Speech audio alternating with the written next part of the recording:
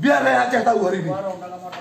Dua roh. Biar Aceh tahu hari ini. Kita tidak akan pulang sebelum bertemu dengan pimpinan Aceh.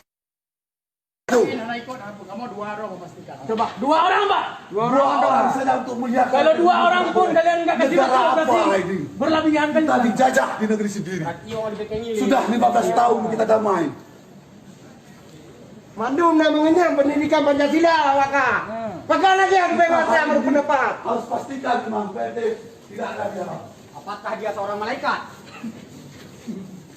Lihat libo you. Terkadang tanya malaikat tidak lawan. Nah ini libo nampak copeng.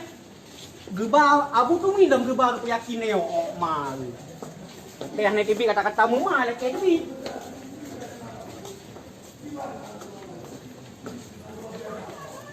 Pilih dong kau kuih yang tu. Memang betul bencana ya. Bencana. Triliunan pai nak kejauh pada rakyat. Betul.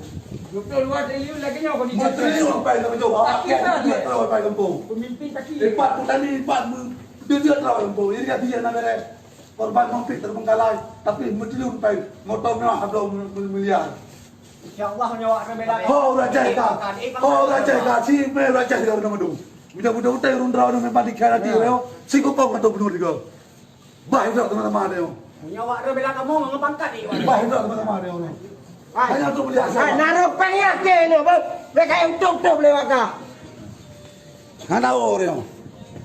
Kita tidak akan pulang sebelum melihat apakah PRT ada jam tidak. Lama.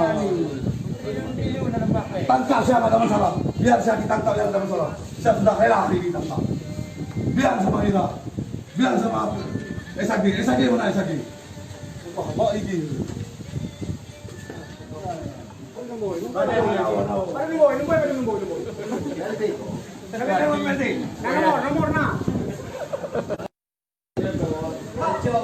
Nomor ini sembunyi.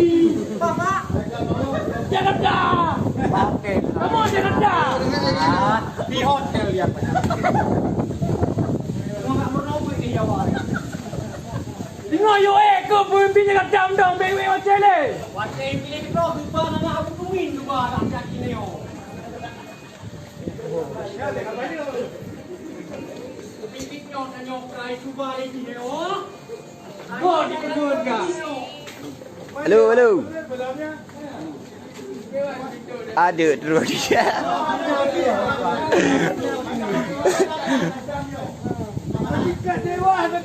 Ada. Yo. Komandan Kapal PP nak kalah.